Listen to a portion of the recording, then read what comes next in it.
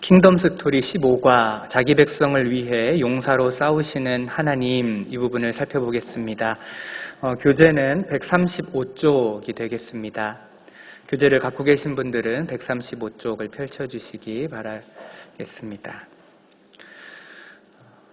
지난주에 배운 내용 잠깐 먼저 살펴보도록 하겠습니다. 지난주에 우리는 출애굽의 역사를 통해서 하나님의 심판과 구원에 대해서 살펴봤습니다. 하나님께서는 세상 나라를 상징하는 애굽의 10가지 재앙, 즉 심판을 내리셨습니다. 그런데 그 가운데서 자신의 백성들은 구원하셨습니다. 유월절 절기를 알려주시고 어린 양을 잡아 그 피를 좌우 임방과 문설주에 바르고 또 그 고기를 불에 구워 먹은 가정, 하나님의 말씀을 듣고 그대로 순종한 그 가정은 하나님께서 구원해 주셨습니다. 하나님의 이 구원의 역사는 비단 이스라엘 백성들만을 향해 있지 않았다는 사실을 우리는 특별히 기억해야 될 것입니다.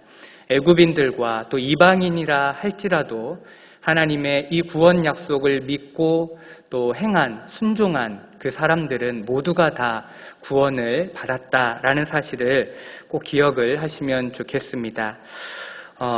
이렇게 하나님께서는요, 자신의 백성들을 구원하셔서 자신의 백성들을 출애굽시키셨습니다. 그렇게 하나님으로부터 구원을 얻은 백성들은 이제 하나님을 왕으로 섬기며 하나님의 통치에 순종하는 그런 하나님의 백성이 되었다라는 것에 대해서도 지난주에 우리가 살펴봤습니다.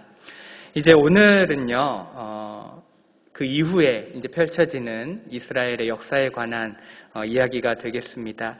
하나님의 출애굽의 역사, 하나님의 이 구속사역은 그걸로 끝난 것이 아닙니다. 출애굽은 시작이라고 할 수가 있겠습니다. 하나님께서는 자신의 백성을 구원하시고 난 뒤에도 계속해서 자신의 백성을 위해서 일하십니다. 자신의 백성을 위해 싸우십니다. 그 백성을 보호하시고 인도하십니다. 자신의 백성을 끝까지 품에 안으시고 그 백성을 위해 싸우시는 것입니다. 이것이 오늘 우리가 함께 살펴볼 핵심 주제가 되겠습니다. 오늘 핵심 주제 같이 한 목소리로 한번 읽어볼까요? 하나님은 하나님 나라 백성을 위해 싸우시고 보호하신다. 오늘은 핵심 주제 아래에서 세 가지 주제를 살펴보도록 하겠습니다. 첫 번째는 원망대 믿음입니다. 우리 교재 136쪽이 되겠습니다. 우리 하나님의 말씀, 출애굽기 14장 10절부터 12절 말씀 같이 읽어보도록 하겠습니다. 바로가 가까이 올 때에 이스라엘 자손이 눈을 들어본즉 애굽 사람들이 자기들 뒤에 이른지라. 이스라엘 자손이 심히 두려워하여 여호와께 부르짖고 그들이 또 모세에게 이르되 애굽에 매장지가 없어서 당신이 우리를 이끌어내어 이 광야에서 죽게 하느냐. 어찌하여 당신이 우리를 애굽에서 이끌어내어 우리에게 이같이 하느냐. 우리가 애굽에서 당신에게 이른 말이 이것이 아니냐. 이르기를 우리를 내버려 두라. 우리가 애굽 사람을 섬길 것이라 하지 아니하더냐. 애굽 사람을 섬기는 것이 광야에서 죽는 것보다 낫겠노라. 출애굽기 14장은 이스라엘의 출애굽 역사 가운데 절정에 해당하는 장이라고 할 수 있을 것입니다. 지난주에 보신 것처럼 하나님께서는 이스라엘 백성들을 애굽에서 건져내셨습니다. 이스라엘 백성들에게 애굽 땅, 그야말로 애증의 땅이었겠죠. 400년간 종살이했기에 정말 지긋지긋한 땅이면서도 400년간 살아온 땅이기에 익숙하고 또 그만큼 의지하는 땅이 애굽 땅이었을 것입니다. 이제 이스라엘은 그 땅을 떠나서 하나님의 백성으로서의 본격적인 첫걸음, 그 발을 뗀 것입니다. 이렇게 애굽을 탈출한 이스라엘 백성들의 그 무리를 한번 상상해 보시면 좋을 것 같습니다. 그 백성의 무리는 장정만 60만 명, 전체적으로는 약 200만 명에 이르는 대규모입니다. 대전시 인구가 2020년 기준으로 150만 명 정도 된다고 합니다. 그러니까 출애굽 당시에 이스라엘 백성은 이 대전 인구보다도 훨씬 많은 그런 대규모의 인원들이 한 번에 이동을 시작한 것이죠. 그들의 손에는 애굽에서 얻은 은금패물 각종 짐들이 들려 있었을 것이고요. 또 가축을 비롯한 이러한 것들도 상당수가 있었을 것입니다. 또 특별히 출애굽은 갑작스레 일어난 일이죠. 출애굽기 12장 6월절 규례를 보시면 하나님께서 어린 양 고기를 구워 먹을 때 이렇게 먹어라 말씀하십니다. 허리에 띠를 띠고 발에 신을 신고 손에 지팡이를 잡고 급히 먹으라 라고 하셨습니다. 이것은 출애굽의 역사가 정말로 급박하게 갑작스럽게 일어났다라고 하는 것을 이스라엘 백성들이 자자손손 기억하라라고 하는 의미입니다. 이렇게 수백만의 백성들이 하루아침에 긴급하게 이동을 시작했으니 이 백성들이 얼마나 불안하고 또 초조했을까요? 또 그 무리는 또 얼마나 혼란스러웠을까요? 그런데 더 큰 위기가 이스라엘 백성들에게 닥칩니다. 장자의 죽음이라는 재앙 앞에서 넋을 놓고 있었던 바로와 애굽인들이 이스라엘을 추격하기 시작한 것입니다. 출애굽기 14장 6절부터 9절까지의 말씀입니다. 우리 다시 한번 같이 읽어보도록 하겠습니다. 바로가 곧 그의 병거를 갖추고 그의 백성을 데리고 갈새 선발된 병거 600대와 애굽의 모든 병거를 동원하니 지휘관들이 다 거느렸더라. 여호와께서 애굽 왕 바로의 마음을 완악하게 하셨으므로 그가 이스라엘 자손의 뒤를 따르니 이스라엘 자손이 담대히 나갔음이라. 애굽 사람들과 바로의 말들, 병거들과 그 마병과 그 군대가 그들의 뒤를 따라 바알스본 맞은편 비아이롯 곁 해변 그들이 장마친 데에 미치니라. 이렇듯 바로는 정신을 차리고 애굽의 모든 병거들을 동원해서 이스라엘을 추격하기 시작했습니다. 이때 이스라엘을 추격하는 바로를 비롯한 이 애굽 군인들의 마음에는 엄청난 분노와 적개심이 있었을 것입니다. 왜냐하면 그들은 아비를 잃은 자식을 잃은 아비의 심정으로 지금 이스라엘 백성들을 추격하고 있는 것이기 때문입니다. 이런 복수심으로 병거와 말을 달리니 얼마나 빨리 이스라엘 진영에 당도했을까요? 반면에 이스라엘은 빨리 가고 싶어도 빨리 갈 수 없는 상황입니다. 많은 짐들이 있었고 모든 가족들과 함께 이동하고 있기 때문에 그렇습니다. 그렇게 이내 이스라엘은 애국 군대에 거의 따라잡히게 됩니다. 그리고 설상가상 그들의 앞은 홍해바다로 가로막혀 있습니다. 뒤에서는 애국군이 추격해오고 앞은 홍해바다가 가로막고 있는 사면초가 그야말로 절체절명의 위기를 지금 이스라엘 백성들이 맞닥뜨리고 있는 것입니다. 이런 상황 가운데 이스라엘 백성들의 반응은 크게 두 가지로 나뉩니다. 먼저는 원망입니다. 이스라엘 백성들은 대부분이 하나님과 모세를 원망했습니다. 애굽에 매장지가 없어서 당신이 우리를 이끌어내어 이 광야에서 죽게 하느냐, 우리를 내버려두라, 우리가 애굽 사람을 섬길 것이라 하지 않았느냐라고 하면서 하나님과 또 모세를 원망합니다. 11절과 12절 말씀이죠. 지금 이스라엘은 그 짧은 시간 동안에 하나님의 심판과 구속의 역사를 완전히 잊어버린 것입니다. 하나님의 은혜를 망각한 백성들은 이렇듯 과거를 회상하고 과거를 그리워하면서 원망과 불평을 쏟아내고 있는 것입니다. 죄와 사망과 심판의 그늘에 앉아서 고통당했던 그때를 오히려 그리워하고 있는 것이죠. 하지만 모세는 달랐습니다. 백성들은 눈앞의 위기 가운데 하나님과 모세를 원망하며 불평했지만 모세는 이 절체절명의 위기 상황 가운데 오히려 세 가지를 명령합니다. 13절 말씀입니다. 우리 한 목소리로 같이 읽겠습니다.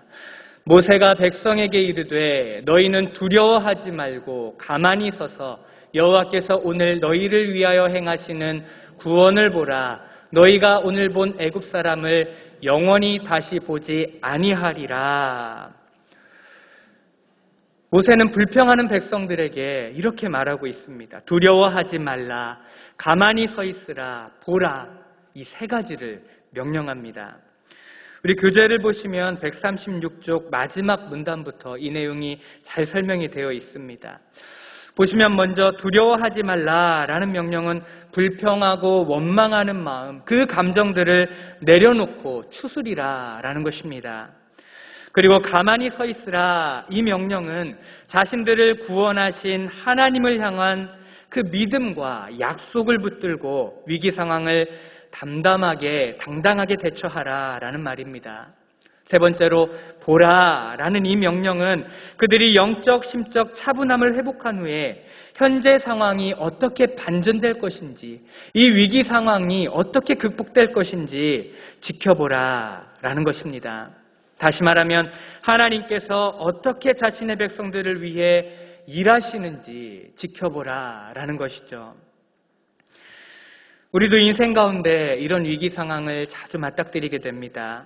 하나님께서 우리를 구속하셨고 우리가 하나님의 백성이 되었다는 사실을 알고 또 믿고 있음에도 우리들의 인생에는 문제와 고난이 반복해서 찾아온다라는 것입니다. 이럴 때마다 우리 성도님들은 어떻게 반응하시나요? 이스라엘 백성들처럼 원망이 먼저 나오시나요? 불평이 먼저 나오시나요? 아니면 모세처럼 믿음의 고백이 먼저 터져 나오시나요? 원망과 불평 대신에 하나님을 바라고 하나님께서 하실 일들을 기대하는 것이 성숙한 하나님 나라 백성의 삶의 태도이겠죠. 그리고 이러한 태도가 바로 우리가 우리의 자녀들에게 전수해야 할 신앙인의 참된 모습일 것입니다. 그러려면 저와 성도님들의 입술에 원망과 불평 대신에 먼저 하나님께서 주시는 감사와 찬양 그리고 기대가 넘쳐나야 할 것입니다. 이러한 우리의 삶의 태도를 보면서 우리의 자녀들은 자연스럽게 우리의 신앙을 물려받을 것이기 때문입니다. 인생의 문제와 위기 앞에서 원망과 불평이 아니라 믿음의 고백으로 그 위기를 극복해 나가시는 저와 성도님들이 되시기 바랍니다. 그리고 그러한 삶의 태도를 우리의 자녀들에게 자연스럽게 반복해서 보여주시고 알려주심으로 말미암아 우리 자녀들이 자연스럽게 그러한 부모님의 신앙을 물려받을 수 있도록 이어받을 수 있도록 하는 것이 바로 우리들에게 주어진 사명, 하나님께서 우리들에게 맡겨주신 사명이 아닐까 생각을 합니다. 이러한 삶의 태도로 살아가시는 저와 성도님들이 되면 좋겠습니다. 질문을 살펴보도록 하겠습니다. 첫 번째 질문입니다. 바로의 군대가 추격해 올 때 이스라엘 백성과 모세는 어떤 반응을 보였나요? 두 반응을 비교해 봅시다. 지금까지 살펴본 내용들 여기에 해당하겠죠. 이스라엘 백성들은 원망하고 불평했으나 모세는 믿음의 고백으로 하나님께서 하실 일을 보자라고 했다라는 것 기억하시면 되겠고요. 두 번째 질문입니다. 위기와 어려움을 만날 때 나는 어떤 말과 태도를 보이는지 나눠봅시다. 불평과 원망입니까? 아니면 하나님을 향한 기대와 믿음의 태도입니까? 저는 이 질문 앞에서 저의 삶을 많이 돌아보면서 또 부끄러움을 많이 느꼈습니다. 우리 자녀들이 믿음을 고백하는 하나님의 자녀로 살기를 원한다면 우리 자신이 먼저 그러한 삶을 살아야 될 것입니다. 우리 자신이 먼저 변화되어야 되는 것이죠. 우리 아이들은 부모님의 모습을 보면서 그러한 경험들이 하나하나 쌓여갈 때 부모님처럼 그렇게 행동을 하게 됩니다. 우리가 우리 자녀들에게 거울과 같다라는 것을 기억하시면서 여러 가지 문제나 위기나 그런 상황들을 맞닥뜨릴 때에 불평하고 원망하는 것이 아니라 하나님께서 하실 일을 기대하는 그러한 신앙인의 삶의 태도를 자녀들에게 계속해서 반복해서 보여주시고 알려주시는 그런 저와 성도님들 또 자녀들 앞에서 바른 신앙인으로 그렇게 살겠다라는 것을 스스로도 다짐하시고요. 또 가정예배나 가정 모임을 하실 때 자녀들 앞에서도 그렇게 선포하시고 자녀들 앞에서 또 다짐을 하고 또 자녀들과 같이 다짐하는 그런 시간을 가지시면 좋을 것이다 라고 생각을 합니다. 네, 두 번째 주제로 넘어가도록 하겠습니다. 138쪽이 되겠습니다. 두 번째 주제는 자기 백성을 위해 싸우는 용사이신 하나님입니다. 14장 13절로 14절 말씀 우리 같이 또 한 목소리로 읽겠습니다. 모세가 백성에게 이르되 너희는 두려워하지 말고 가만히 서서 여호와께서 오늘 너희를 위하여 행하시는 구원을 보라. 너희가 오늘 본 애굽 사람을 영원히 다시 보지 아니하리라. 여호와께서 너희를 위하여 싸우시리니 너희는 가만히 있을지어다. 아멘.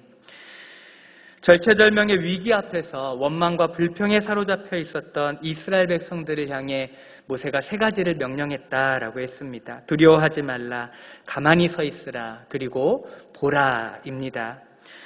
그리고 모세의 이 믿음의 고백대로 이제 하나님께서 일하시기 시작합니다.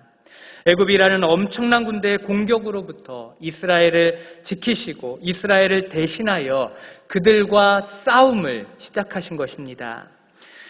성경은 하나님의 모습을 자주 용사에 비견하십니다. 그것도 가장 강력한 용사로 묘사하십니다. 강력한 용사이신 하나님은 자신의 백성들을 지키시고 그들을 위기 가운데서 건지시고 그들을 구원하십니다.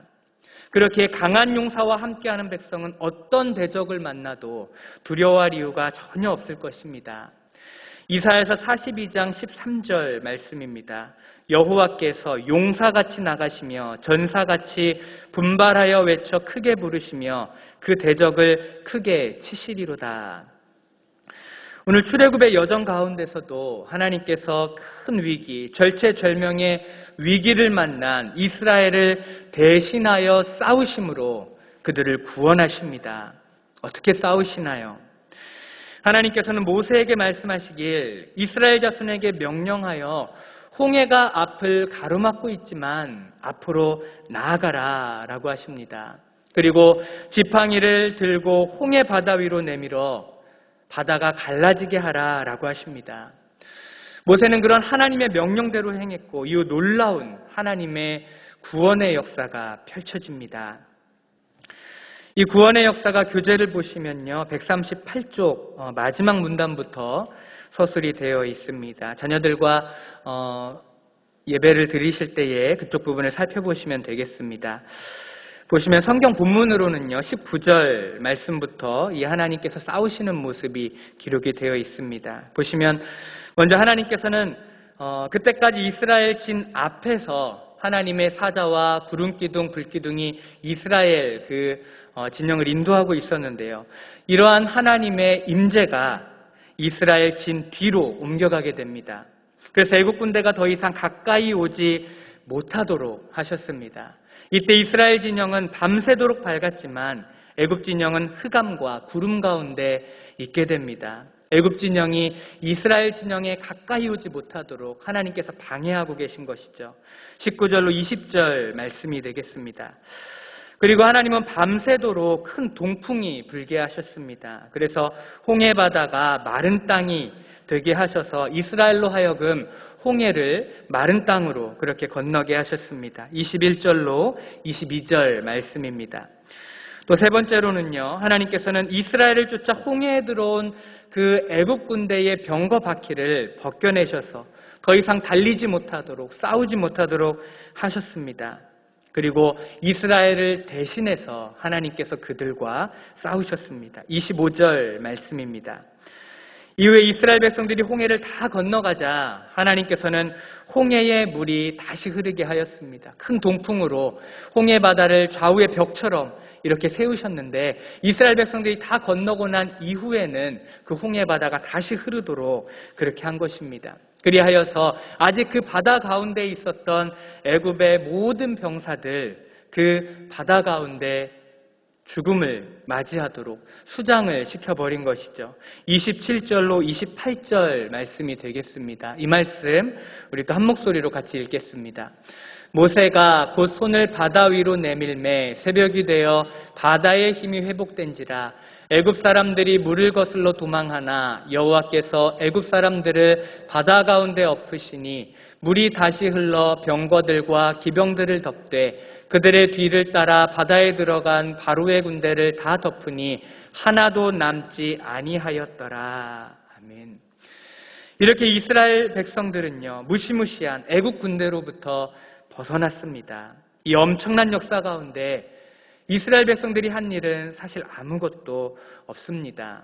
그들은 불평하고 원망만 쏟아냈지만 하나님께서는 그들을 대신하여 애국과 싸우셨고 끝내 그들을 구원하셨습니다. 자기 백성을 위해 싸우시는 용사와 같은 하나님의 모습입니다. 그리고 중요한 것은 이렇게 자신의 백성을 위해 싸우시는 용사이신 하나님의 모습이 여기가 끝이 아니라는 것입니다. 조금 전에도 말씀드렸지만 성경은 곳곳에서 하나님을 용사로 묘사하고 있습니다. 이스라엘 역사 가운데 하나님께서는 용사로서 그 민족을 지키시고 보호하시고 그 민족을 위해 대신 싸워주셨습니다. 이는 오늘날 우리들에게도 마찬가지입니다. 용사이신 하나님께서는 그 옛날 이스라엘을 위해 홍해에서, 광야에서, 또 이스라엘 역사 가운데서 대신 싸워주신 것처럼 오늘날 우리를 위해서도, 오늘날 하나님의 백성인 우리를 위해서도 싸우십니다.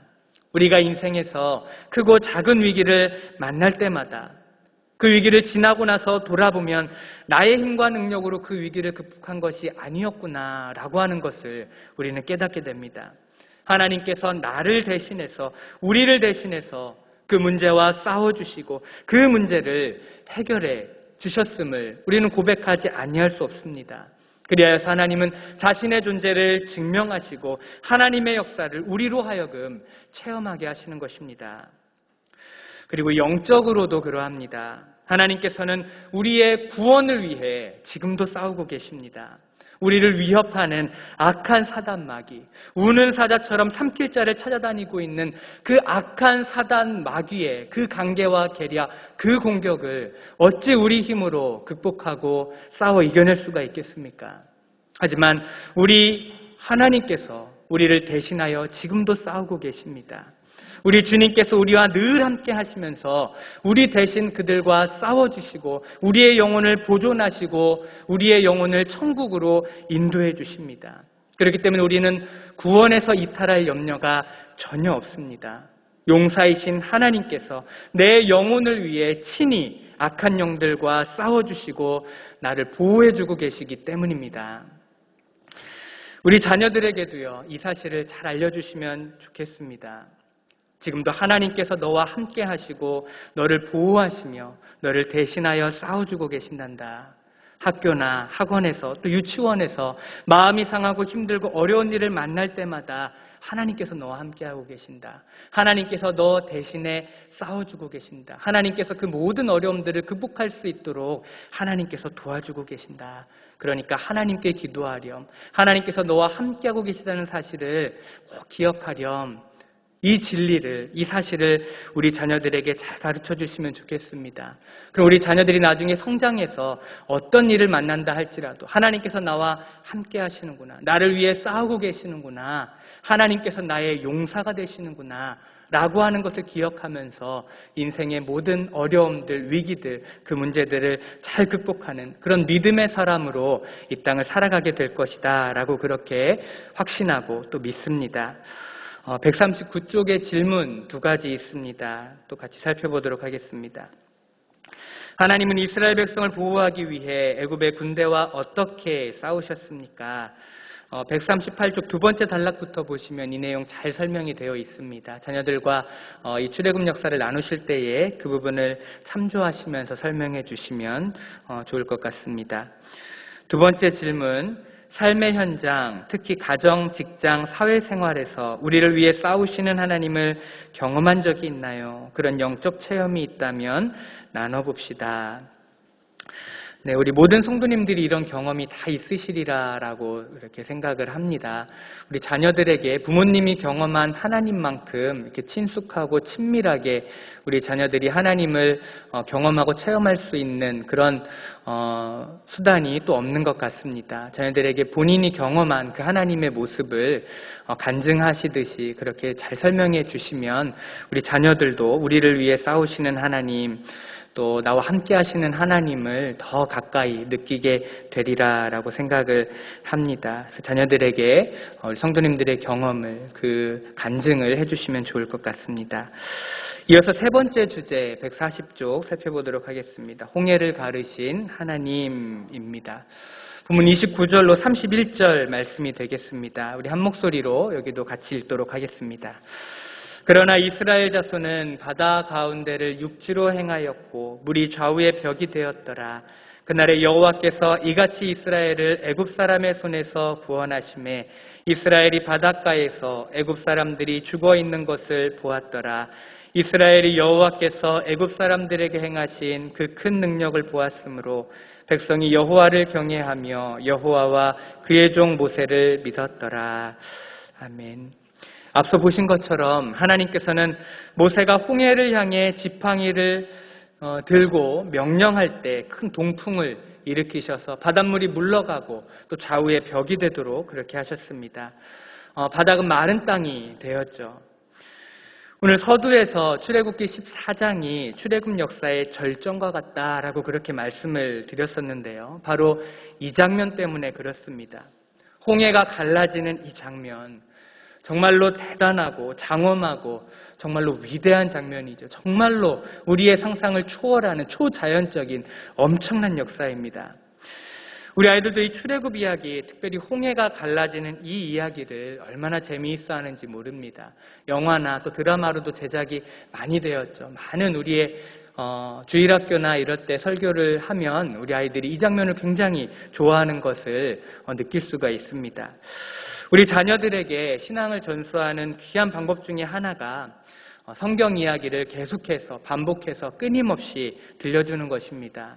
특히 요즘에는 시중에 보시면 이야기 성경 이런 책들이 교재들이 잘 나와 있습니다. 이런 책들을 사용하셔서 우리 자녀들에게 성경 이야기를 어렸을 때부터 동화책 읽어주듯이 그렇게 자주 읽어주시고 들려주시면 굉장히 유익할 것이라고 생각을 합니다. 어려서부터 그렇게 부모님으로부터 들은 성경 이야기들이 우리 자녀들의 평생의 그런 신앙의 양식이 됩니다. 인생을 살아가면서 그 이야기들을 곱씹으면서 어떤 상황과 문제를 맞닥뜨릴 때마다 하나님을 기억하게 되기 때문에 그렇습니다.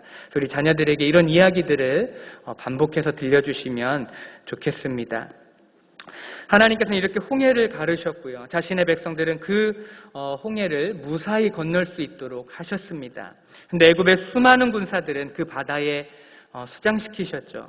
하나님께서 자신의 백성들을 보호하시고 지키시고 자신의 백성들에게 승리를 선물해 주신 것입니다. 이것이 하나님께서 자신의 백성들을 위해서 대신 싸우신 결과입니다. 이렇듯 홍해 사건은 하나님이 강하신 용사이며 자기 백성을 보호하는 분이심을 온 천하에 선포한 기념비적인 사건이라고 할 수 있습니다. 이를 이사야 선지자는 이사야 51장 10절에서 이렇게 말하고 있습니다. 바다를 넓고 깊은 물을 말리시고 바다 깊은 곳에 길을 내어 구속받은 자들을 건너게 하시니까 어찌 주가 아니시니까 라고 말씀합니다. 이후에 사도 바울은요, 이 사건을 성도의 세례와 연결하여 설명합니다. 고린도전서 10장 2절 말씀입니다. 모세에게 속하여 다 구름과 바다에서 세례를 받고, 바울이 홍해 사건을 이렇게 평가하는 이유는 하나님께서 홍해 사건을 통해 자기 백성을 죽음에서 건지시고 새 신분과 자유를 허락하셨다라는 의미가 신약교회의 세례가 담고 있는 의미와 동일하기 때문입니다. 이렇게 하나님께서는 홍해 사건을 통해 이스라엘을 온전히 구속하셔서 그들에게 참된 자유를 주셨습니다. 애굽의 통치, 곧 세상의 죄와 사망의 통치를 벗어나 하나님 안에서만 누릴 수 있는 참된 자유와 안식, 그 구원의 복을 허락하신 것입니다. 그래요. 하나님은 이스라엘의 하나님이 되셨고 이스라엘은 그 하나님을 온전히 믿고 따르는 하나님의 백성이 되었습니다. 이 내용을 31절 말씀이 우리에게 말씀하고 있습니다. 한 목소리로 31절 같이 읽겠습니다. 이스라엘이 여호와께서 애굽 사람들에게 행하신 그 큰 능력을 보았으므로 백성이 여호와를 경외하며 여호와와 그의 종 모세를 믿었더라. 여호와와 그의 종 모세를 믿었더라. 이 믿음, 이것이 홍해 사건의 진정한 의미, 또 그 결론이 되겠습니다. 마지막으로 두 가지 질문 또 살펴보겠습니다. 하나님은 홍해 사건에서 하나님 나라 백성과 세상 나라 백성을 각각 어떻게 구분하셨습니까? 하나님께서는요, 자신의 백성은 지키고 보호하셨고요. 반면에 그 백성을 공격하는 애굽의 군대와 바로는 그 홍해 바다에 수장을 시키셨습니다.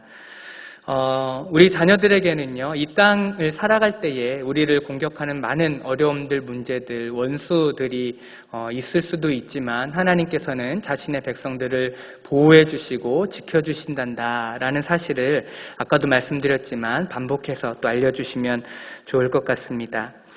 두 번째 질문입니다. 세례받은 때가 언제입니까? 그때 어떤 기분이었습니까? 지금 세례를 돌아본다면 어떻습니까? 우리 성도님들 각자 개인이 갖고 계시는, 우리 부모님들은 다 세례를 받으신 분들이시잖아요. 그 세례 받았을 때의 기분, 감격을 전해주시면 좋겠고요. 또 가능하시면 세례의 의미를 또 알려주시면 좋을 것 같습니다. 특별히 자녀들이 이제 세례나 입교 받을 연령에 있는 아이들, 그러니까 만 15세에 있는 아이들 같은 경우는요, 지금도 입교 공부를 진행하고 있는데요. 꼭 그 시기에 입교나 세례 공부에 성실하게 잘 참여할 수 있도록 그렇게 지도를 해주시면 좋겠습니다. 아이들이 일생 살아가면서 4주라는 그렇게 긴 시간은 아니지만 그 시간만큼 자신의 믿음을 점검하고 또 고민하고 생각해 볼 수 있는 그런 시간이 많지 않기 때문입니다. 그래서 입교나 세례 공부를 할 때 굉장히 중요하다라는 것을 부모님들이 먼저 인식을 하시고 자녀들에게 적극적으로 그 공부에 참여하고 동참해 줄 것을, 그래서 우리 아이들이 평생 신앙인으로 살아가야 될 텐데 그 시기에 자기의 신앙을 정립하고 또 세례 또 성찬의 의미를 잘 깨달을 수 있도록 부모님들께서 자녀들을 북돋아 주셔서 그 공부에 잘 참여할 수 있도록 해주시면 좋을 것 같습니다. 네, 이제 오늘 배운 내용을 정리하도록 하겠습니다. 하나님께서는 홍해 사건을 통해서 자기 백성을 위해 친히 싸우는 용사이신 자신의 모습을 증거하셨습니다. 하나님은 자기 백성을 공격하고 억압하는 대적과 친히 싸우시는 용사이십니다. 이런 하나님이 나의 하나님이라는 것을 기억할 때 우리 인생이 얼마나 큰 힘과 용기를 얻을 수 있는지 모르겠습니다. 나를 위해 나와 함께 싸워주시는 하나님의 능력과 은혜를 기억하시면서 이러한 하나님을 우리 자녀들에게도 잘 소개해 주시는 저와 성도님들이 되시면 좋겠습니다. 오늘 배운 핵심 세 가지 포인트 한 목소리로 같이 읽고 마치도록 하겠습니다. 같이 읽겠습니다. 하나님 나라 백성은 위기가 찾아와도 하나님만 의지한다. 하나님은 용사로서 하나님 나라 백성을 위해 친히 싸우신다. 구원받은 하나님의 백성은 하나님을 높이고 섬긴다. 네, 오늘 말씀 기억하시면서 세 가지 기도 제목 가지고 같이 기도하시겠습니다. 먼저는요, 우리를 위해 싸우시고 우리를 보호하시는 용사 되시는 하나님을 온전히 믿고 의지하며 하나님의 도움을 받아 사는 복된 인생들이 되게 하시고 우리 자녀들이 되게 하여 주시옵소서, 이렇게 기도하시고요. 또 뜻하지 않은 어려움과 위기를 만나더라도 하나님만 신뢰하게 하소서, 또 삶의 여정에서 용사이신 하나님을 의지하게 하소서. 오늘 말씀 기억하시면서 이 기도 제목 붙잡고 함께 기도하시겠습니다.